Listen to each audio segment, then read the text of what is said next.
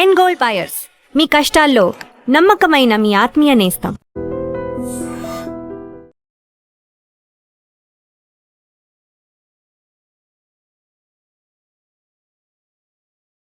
Welcome to I dream. నేను ఉదయశ్రీ. ఎప్పటికప్పుడు trend మారుతూనే ఉంటుంది కదా. ఇప్పటి వరకు కూడా పెళ్ళి అనేసరికి అసలు pre wedding shoot, haldi, mehndi అని గ్రాండ్ డెకరేషన్, రిసెప్షన్ అని కొన్ని లక్షలు కోట్ల రూపాయలు ఖర్చు చేసిన యువత ఇప్పుడు కొత్త ట్రెండ్ ఫాలో అవుతున్నారు, మైక్రో వెడ్డింగ్.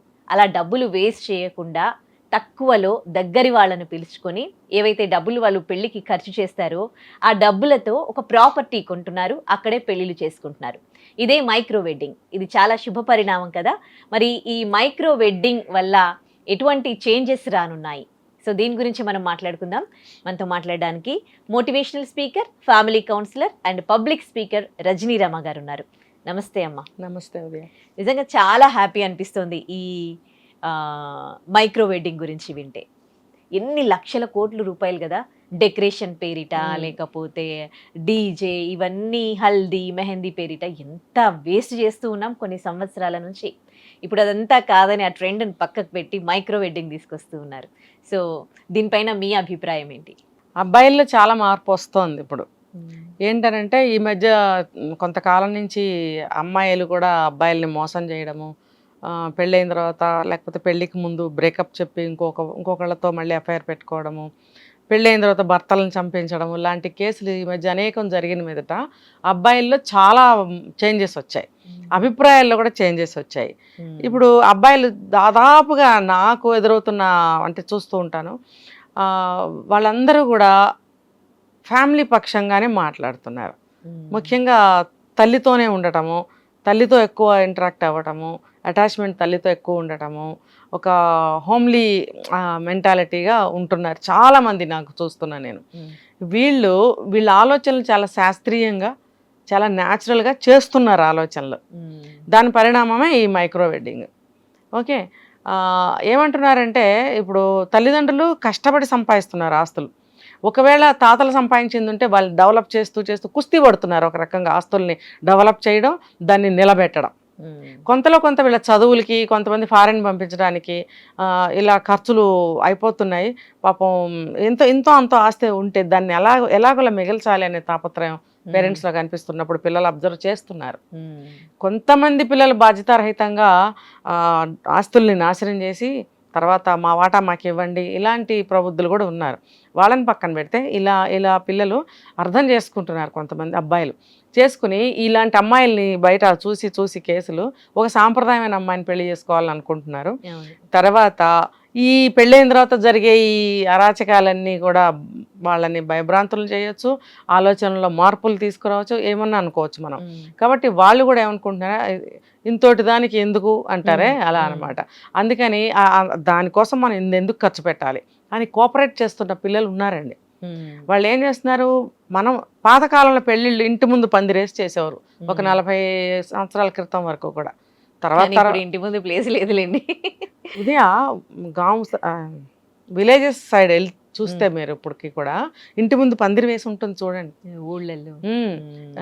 కొంతమంది ఇంటి ముందు పెళ్ళిళ్ళు చేసినప్పుడు అందరికీ డబ్బులు ఉండవు కదా, ఇంటి ముందు లేకపోతే ఇంటి లోపల ప్రాంగణం లోపల పెళ్ళిళ్ళు చేసేవాళ్ళు కూడా గ్రామాల్లో ఉన్నారు ఇప్పటికీ, చాలా తక్కువ. అయితే ఇంటి ముందు పందిరి అయితే వేస్తున్నారు. అలా పందిరి వేసి అక్కడే పెళ్లి చేసేవారు.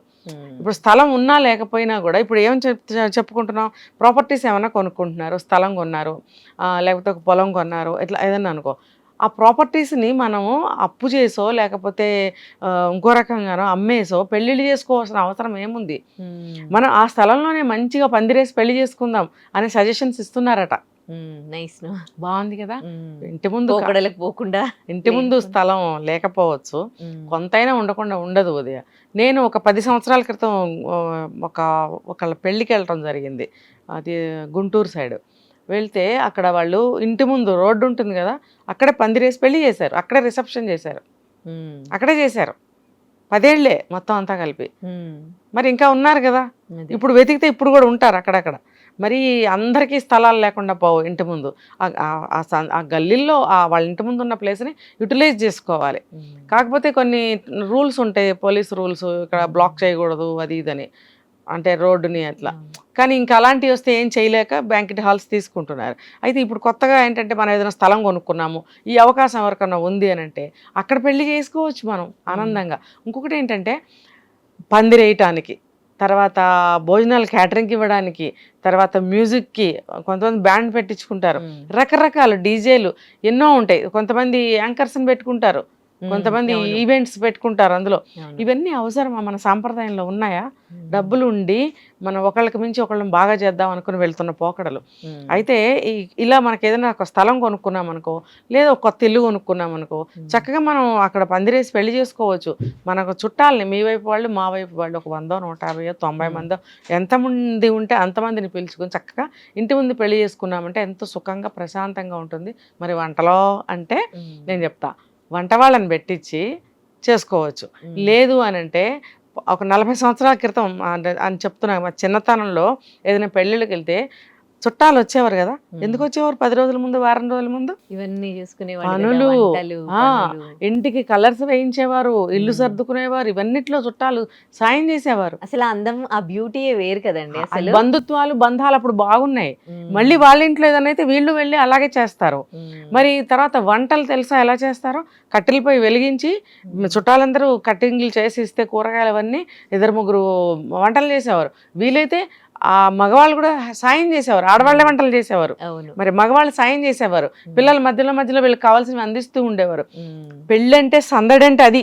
పిండి వంటకాలు అవన్నీ చేసేవాళ్ళు, ఇప్పుడు అవే పెట్టేవాళ్ళు, వడియాలు పెట్టేవారు, పచ్చళ్ళు పట్టేవారు, తర్వాత ఇంకా ఎన్నో అనమాట. అవన్నీ ఇప్పుడు ఆ అమ్మాయికి సారి పంపించాలంటే ఇంట్లోనే వంటలు, అరిసెలని, సున్నుండలని, వాళ్ళకి కావాల్సిన ఏమైనా మిఠాయిలు, స్వీట్స్ అన్ని ఇంట్లో తయారు చేసేవారు, కొనేవారు. ఏంటి అబ్బే, ఇంకా గట్టిగా మాట్లాడితే పిన్ని వరుసో, పెద్దమ్మ వరుసో, అమ్మమ్మ వరుసో, చిన్నమ్మమ్మ వరుసో ఆయన చుట్టాలు ఉంటే వాళ్ళు క్యానెల్తో వండుకెళ్ళేవారు తెలుసా.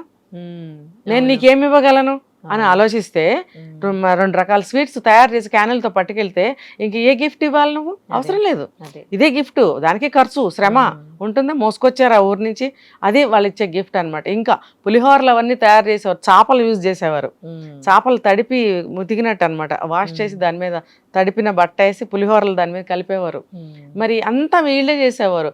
మరి మళ్ళీ వాళ్ళ ఇంటికి వెళ్తే వీళ్ళు చేసేవారు కాబట్టి వాళ్ళకి ఖర్చు లేదు, వీళ్ళకి ఖర్చు లేదు. మరి ఇప్పుడు క్యాటరింగ్కి ఇచ్చామా, వంట వాళ్ళని పిలిచామా అంటే ఆ ఖర్చులంతా పెట్టాలి కదా. కాబట్టి బంధువులు ఎందుకు రావాలి పెళ్ళికి అని అంటే ఇందుకు రావాలి. స్టైల్గా ఆ టైంకి వచ్చి వెళ్ళిపోయే సాంప్రదాయం ఇప్పుడు వచ్చింది, అప్పుడైతే అట్లా ఉండేది కాదు. కాబట్టి ఇలా బంధువులందరూ కలిసి వస్తే మనకి అన్ని విషయాల్లో ఇంకా బ్రహ్మాండంగా ఆనందంగా పెళ్లి చేసుకోవచ్చు. ఖర్చులు అన్ని విధాలా మిగులుతాయి. ఇంకా వెళ్ళేటప్పుడు చుట్టాలందరికీ బట్టలు పెడతారు. ఎందుకు? విశ్వాసంతో, ఆనందంతో, ప్రేమతో మాకు వచ్చింత సాయం చేశారు, మాకు బాధ భారం లేకుండా అనే ఇదితోటి పసుపు కుంకాలు పెట్టి పంపించేవారు, బట్టలు పెట్టి. ఇప్పుడు అది ఇంకో రకంగా తయారైంది. సో ఇలా ఏది తీసుకున్నా, ఫోటోగ్రాఫర్ కావాలంటే ఒక ఫోటోగ్రాఫర్ని పెట్టుకుంటారు, ఇంకా అది కొంచెం తప్పదనుకో ఏ రోజుల్లోనూ అది పెట్టుకుంటారు. మరి ఏది తీసుకున్నా ఇలా చక్కగా సింపుల్గా మన చుట్టాలతోనే మనం చేసుకుంటే, ఫ్రెండ్స్ని పిలవద్దా అంటే దగ్గర ఫ్రెండ్స్ని పిలుచుకోండి. మీకు చాలా ఇంపార్టెంట్ ఫ్రెండ్స్ ఉన్నప్పుడు పిలుచుకోండి. వాళ్ళు ఎంతమంది అవుతారో 15 మంది 20 మంది అంతకన్నా అవరు. వీళ్ళతోటి పెళ్లి చేసుకుంటే ఎంతో ఆనందంగా ఉంటుంది. అసలు ఆ అనుభూతే వేరు. అది ఒకసారి ట్రై చేయండి యువతుల్లారా, యువకుల్లారా. ఇది ఇంతవరకు బాగానే ఉంది, ఆస్తులు కూడా మిగులుతాయి. అవును, మిగులుతాయి, డబ్బు వేస్ట్ అవ్వట్లేదు. బట్ అంటే క్రియేటివిటీతో చాలా మంది ఈ ఈవెంట్ మేనేజర్స్గా, ఈవెంట్ డిజైనర్స్గా వస్తూ ఉన్నారు కదా, వాళ్ళందరూ కూడా డిపెండ్ అయ్యి ప్రతి దాంట్లో గుడ్ బ్యాడ్ రెండు ఉంటాయి. సో ఇప్పుడు ఈవెంట్ మేనేజర్స్ ఉంటారు, ఈవెంట్ చేసే వాళ్ళు ఉంటారు, ఆర్గనైజర్స్, వాళ్ళు ఈ పువ్వుల బిజినెస్ ఒకరు, అండ్ క్యాటరింగ్ బిజినెస్ ఒకరు, డెకరేషన్ వాళ్ళు ఒకరు, ఇంతమంది ఆధారపడి ఉంటారు కదా. సో ఒక విధంగా వీళ్ళకైతే ఇది కొంచెం ఒకళ్ళు అడిగారు నన్ను, మేడం మీరు ఇలా చెప్తున్నారు మా బ్రతుకులు ఏమవ్వాలని. సారీ టు సే, ఏంటంటే నేను పెళ్లి గురించి మాత్రమే మాట్లాడాను. మిగతా అనేక రకాలైన ఫంక్షన్స్ ఉన్నాయి కదా. పొలిటికల్ దగ్గర నుంచి తీసుకుంటే ఏ చిన్న బయట రాజకీయ నాయకులు చేసే ప్రోగ్రామ్స్ కానీ, బర్త్డే పార్టీలు కానీ మా పిల్లలకి చేసుకుంటాము, ఇలా ఓణీల ఫంక్షన్లని ఎన్నో ఉంటాయి కదా. వీటికి చేసుకోండి. పెళ్ళి యువత ఫీల్ అవుతున్న ఫీల్ గురించి నేను సపోర్ట్ చేశాను అంతే. Right. Anyway, thank you so much.